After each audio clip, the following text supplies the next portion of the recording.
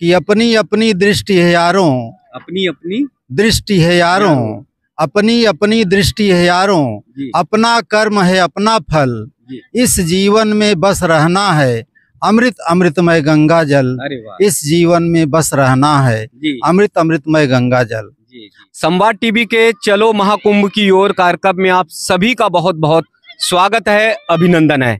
मैं राजनारायण प्रयागराज की धरती से आप सबको कुंभ का दर्शन कराने के लिए यहाँ आ गए हैं। अब कुछ ही दिनों में ये मेला क्षेत्र जो है वो एकदम पूज्य संत महाराज जी, पूज्य महामंडलेश्वर महाराज जी के अखाड़ों से सज जाएगा। हर तरफ आपको टेंट ही टेंट दिखाई देंगे, यानी हर तरफ पूज्य संत महाराज जी का आप सबको दर्शन होगा। और देश ही नहीं, दुनिया भर से श्रद्धालु भक्तगण महाकुंभ में आएंगे और महाकुंभ का दर्शन करेंगे। ऐसे में हमारी धरती ज्ञान से, विद्वता से, साहित्य से, संस्कृति से एकदम पूरी तरह से लबरेज हो जाएगी। यानी ये पूरी प्रयागराज की धरती एकदम अद्भुत सनातन धर्म, सनातन संस्कृति की ओर बढ़ चलेगी। तो ऐसे में 2025 का ये महाकुंभ कैसे सनातन की एक नई परिभाषा गढ़ने का काम करेगा, हम जानते हैं। बहुत सारे ऐसे, ये गंगा जी के तीरे, संगम के तीरे बहुत सारे ऐसे विद्वान मिल जाते हैं। उन्हीं में से एक विद्वान डॉक्टर साहब मिले हैं, उनसे बातचीत करते हैं। प्राचार्य हैं, बहुत सारी कुंभ की जानकारियां, यादों को सजोए हुए हैं। तो बातचीत के सिलसिले में आप सबको आनंद आएगा, आप सबको अच्छा लगेगा और आप सब भी कहेंगे कि चलो महाकुंभ की ओर। जी डॉक्टर साहब, संवाद टीवी के कार्यक्रम में बहुत बहुत आपका स्वागत है। पूरा परिचय जरा एक बार आप। जी, मैं डॉक्टर इंदु प्रकाश मिश्र, प्राचार्य बृजराज डिग्री कॉलेज सैदाबाद जी रज्जू भैया विश्वविद्यालय के अंतर्गत कार्य करता हूँ जी। और मेरा सब्जेक्ट संस्कृत रहा है। अच्छा। हिंदी साहित्य भी मैंने पढ़ा है जी। और पिछले 40 वर्षों से मैं इस प्रयागराज में विद्यार्थी के रूप में और कवि के रूप में, शिक्षक के रूप में रहा हूँ। जी। बड़ा अनुभव है। जी जी। और कई कुंभ स्नान भी किए होंगे आप। जी जी जी जी। कुंभ के स्नान भी किए हैं और जो वार्षिक माघ मेला लगता है उसमें भी मैंने गंगा जी का दर्शन किया है, स्पर्श किया है, अनुभूति किया है। जी जी। तो कुंभ में अमृत की वर्षा होनी है डॉक्टर साहब, तो उस अमृत की बारिश की ओर लेकर चलिए सभी को, जिससे पूरे देश भर के लोग ये जान जाए कि हाँ, महाकुंभ कैसे सनातन की ओर बढ़ रहा है। देखिए, मैं अपनी बात 2 पंक्तियों शुरू करता हूँ जी कि अपनी अपनी दृष्टि है यारों, अपनी अपनी दृष्टि है यारों, अपनी अपनी दृष्टि है यारों, अपना कर्म है अपना फल, इस जीवन में बस रहना है, अमृत अमृतमय गंगा जल। इस जीवन में बस रहना है, अमृत अमृतमय गंगा जल। आप जानते हैं कि महाराज सगर के 60,000 जो पूर्वज थे वो कपिल मुनि के श्राप से आज जहाँ वर्तमान में समुद्र है वहाँ पर नष्ट हो गए थे। तो पौराणिक आख्यानों में ये बताया गया है कि उन्हें ये बात बताई गई कि इन पूर्वजों को गंगा जी ही मुक्त कर सकती हैं। तो उन्होंने बहुत तपस्या किया, तब गंगा जी स्वर्ग से पृथ्वी पर आने को तैयार हुई और इसके बाद गंगा जी के वेग को भगवान शंकर जी ने अपनी जटाओं में समेट लिया। फिर शंकर जी की उन्होंने बड़ी प्रार्थना किया तो उनकी जटाओं से जो जल निकला वो हिमालय पर आया और हिमालय से फिर अलकनंदा, भागीरथी और फिर गंगा की धारा बही, जो आज हमारे भारतवर्ष के 5 प्रांतों से होकर गुजरती है। उत्तराखंड से तो निकलती ही हैं, गोमुख से, फिर गंगोत्री आती हैं, फिर हरिद्वार आती हैं, कनखल आती हैं, फिर कानपुर, प्रयागराज, विंध्याचल, वाराणसी और इसके बाद झारखंड, बिहार होते हुए बंगाल की खाड़ी में समुद्र से मिलन करती हैं। जी। तो आज हम लोग गंगा जी के एकदम किनारे हैं जी। और यहीं से थोड़ी दूर पर त्रिवेणी, यानी तीनों का संगम होता है। तो आज संगम की बात होगी, सनातन की बात होगी और सनातन का परचम कैसे। हमारे वेदों में स्पष्ट मंत्र है, संगच्छध्वम संवदध्वम समो मनांसि जानताम देवा भागम यथा पूर्वे संजानाना उपासते।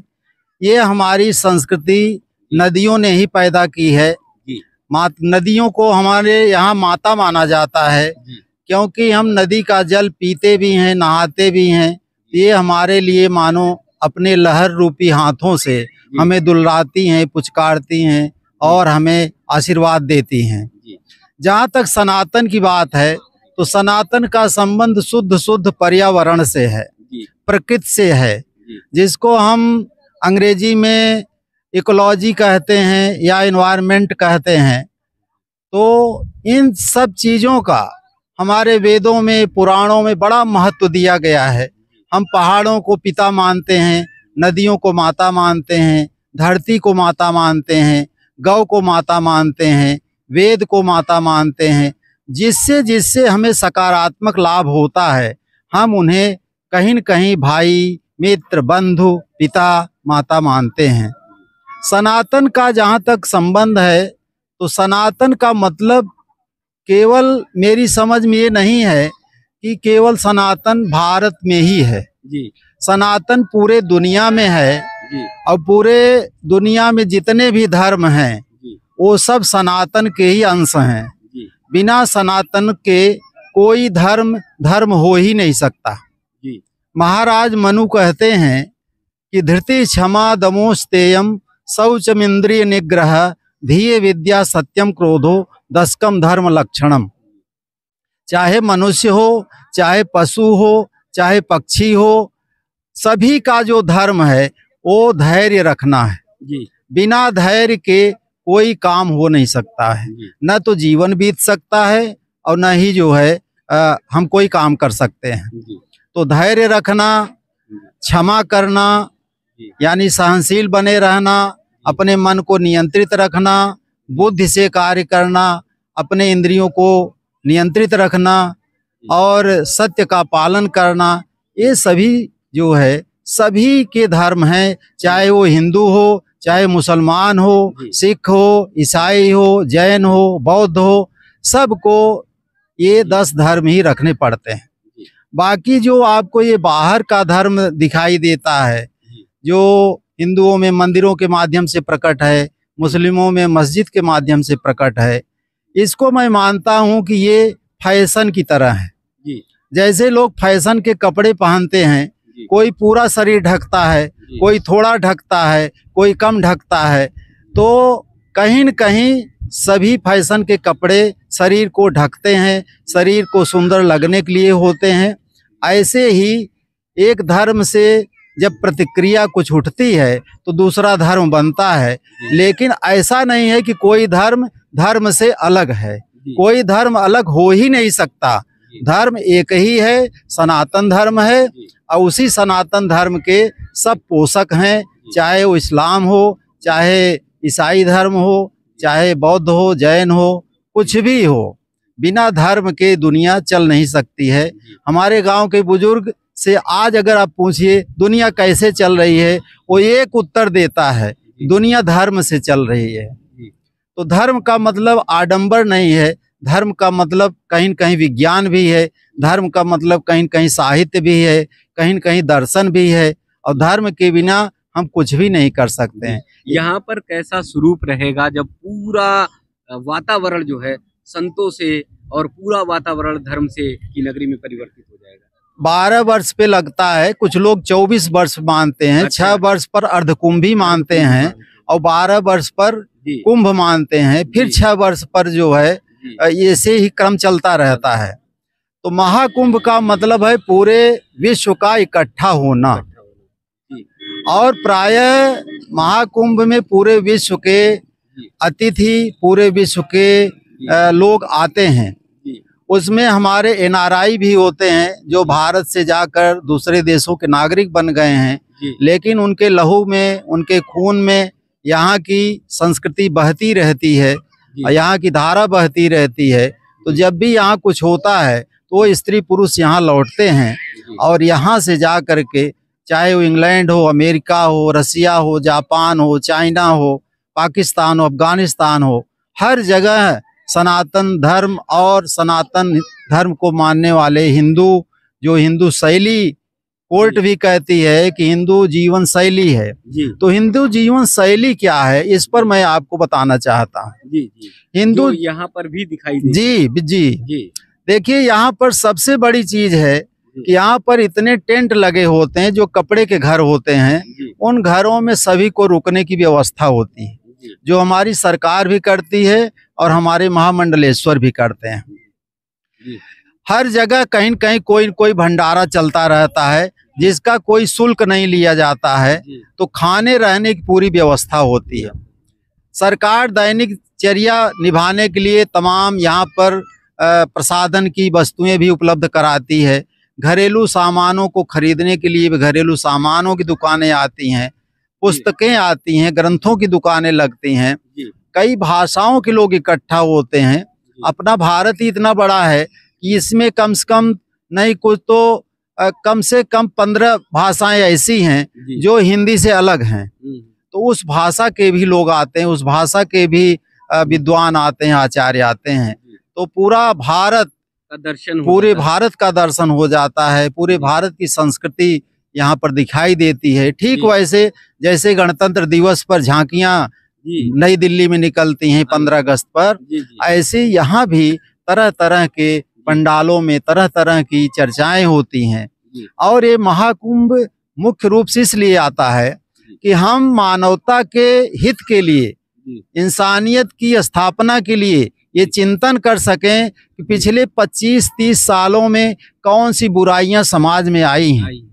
इसलिए सभी मंडलेश्वर एक धर्म संसद बनाते हैं जी और उस धर्म संसद के द्वारा ऐसा कोई संदेश बनाते हैं जो सरकार तक पहुंचाते हैं। और सरकार के जो हमारे मंत्री हैं, प्रधानमंत्री, मुख्यमंत्री, राज्यपाल, राष्ट्रपति, ये सब भी कहीं न कहीं उन बातों को गौर करते हैं, जी क्योंकि जनता से ही ये सब चुने जाते हैं जी और जनता धर्म प्राण जनता होती है। तो महाकुंभ इस तरह से सभी को जोड़ता है, अहिंसा परमो धर्म को स्थापित करता है। जी हमारा वैदिक मंत्र है आनो भद्राः कर्तवो यन्तु, जी हमारी ओर से कल्याणकारी शक्तियां आए। जी तो कल्याणकारी शक्तियां ही यहाँ पर प्रवेश कर पाती हैं। जी उसके लिए हमारी सुरक्षा एजेंसियां लगी होती हैं। असुरक्षित लोगों को या असंवैधानिक लोगों को यहाँ कतई प्रवेश नहीं मिलता जी, है। जी। एक साथ वेद मंत्र उठते हैं, एक साथ भजन होता है, एक साथ कीर्तन होता, एक साथ विद्वत जनों की बातें यहाँ सुनाई देती हैं। तो पूरी की पूरी ये धरती जो है प्रयागराज की, ये पूरी तरह से या रमणीय हो जाती है या फिर पूरी तरह से ये तेजोमय हो जाती है। पूरी तरह से ये रमणीय भी हो जाती है, पूरी तरह से तेजोमय भी हो जाती है जी और पूरी तरह से प्रवाहित हो जाती है। जी वैसे ही प्रवाहित हो जाती है जैसे एक तरफ से गंगा प्रवाहित होकर के आती हैं और एक तरफ से गंगा जी और यमुना जी आती हैं और यहाँ पर मिलती हैं। जी तो ये मिलन ही भारत का और इस महाकुंभ का सबसे बड़ा उद्देश्य है कि हम सब मिल कर रहें, हम सब अखंड रहें, क्योंकि पूरा विश्व एक है। जी माता भूमि पुत्रो अहम पृथिव्याः, जी ये हमारे अथर्ववेद का उद्घोष है। ये धरती सभी मनुष्यों की, सभी प्राणियों की माँ है जी और सभी प्राणी एक दूसरे के हितकारी हैं, एक दूसरे के शुभचिंतक हैं, एक दूसरे के संबंधी हैं। जी तो ये दृष्टि सनातन धर्म में ही है। इसीलिए सनातन धर्म में हमेशा गूंज होती है सर्वे भवन्तु सुखिनः सर्वे सन्तु निरामयाः सर्वे भद्राणि पश्यन्तु माँ कश्चित् दुख भाग भवेत्। जी और सबसे बड़ी बात यह है, इस कुंभ में सभी के मन में ये बात बैठाई जाती है, यह जो भौतिक संसार है, जी ये जो भौतिक प्रगति है, ये हमेशा के लिए सत्य नहीं है। इसलिए यह सोचना कि अयम निजः परो वेति गणना लघुचेतसाम उदार चरिता नाम तू वसुधैव कुटुंबकम, ये भावना भारत से पैदा होती है कि यह मेरा, यह तेरा, इस भाव से उठो और पूरे विश्व को अपना समझो। आप देख सकते हैं कि आज भारत के इंजीनियर, भारत के डॉक्टर, भारत के वैज्ञानिक, भारत के जो है तमाम कंपनियों के प्रबंधक विदेशों में जा कर के काम कर रहे हैं। तो योग्य व्यक्ति पूरे विश्व का होता है और ये महाकुंभ योग्य लोगों को आगे बढ़ाने के लिए और योग्य लोगों को आगे प्रवृत्त करने के लिए मनाया जाता है। 2025 का महाकुंभ किस तरह से देख रहे हैं, किस तरह का प्रवाह यहाँ दिखाई देगा? 2025 का महाकुंभ पूरे दुनिया में सात्विकता को बढ़ाने वाला होगा जी। और भारत सरकार की उपलब्धियों को गिनाने वाला होगा जी। बुद्धं शरणं गच्छामि, धम्मं शरणं गच्छामि। यानी बौद्ध धर्म तो सेवा का धर्म है जी। और सेवा का धर्म सभी धर्म हैं जी। किंतु बौद्ध धर्म सेवा धर्म से ही ज्यादा मान्य है।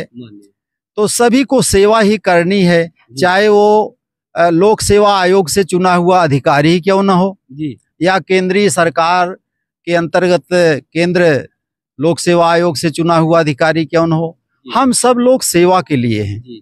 आप भी सेवा ही कर रहे हैं।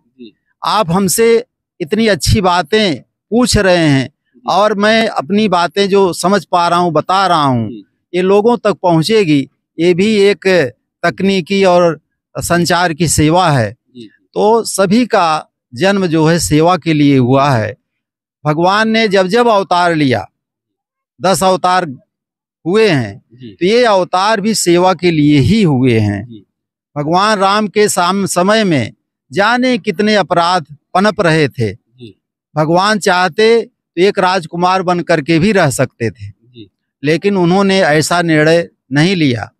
उन्होंने आम जनता के साथ जीना सीखा। भगवान कृष्ण ने आम जनता के साथ जिया। तो आम जनता ही किसी को भगवान बनाती है और वही उनको भजन करती है। और ऐसे जो भगवान हैं उनके गुणों का हम लोग कीर्तन करते हैं। तो महाकुंभ में ये कीर्तन और ये भजन, ये सत्संग, इस सब की गूंज रहेगी। सबकी गूंज रहेगी। परचम कैसे लहराएगा? सबकी गूंज रहेगी।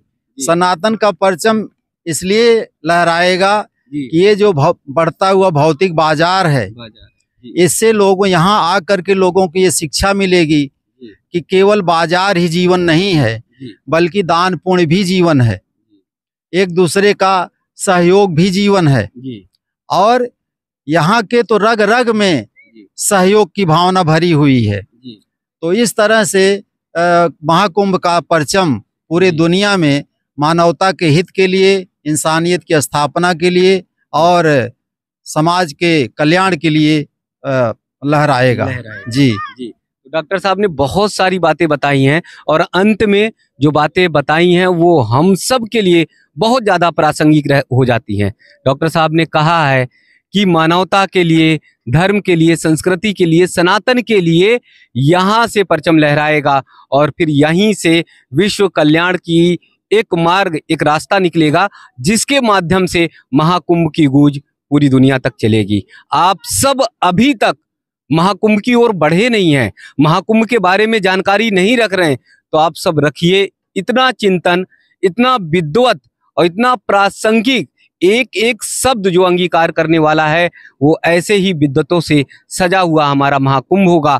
इसलिए हम सब मिलकर एक बार कहें, चलो महाकुंभ की ओर, चलो महाकुंभ की ओर।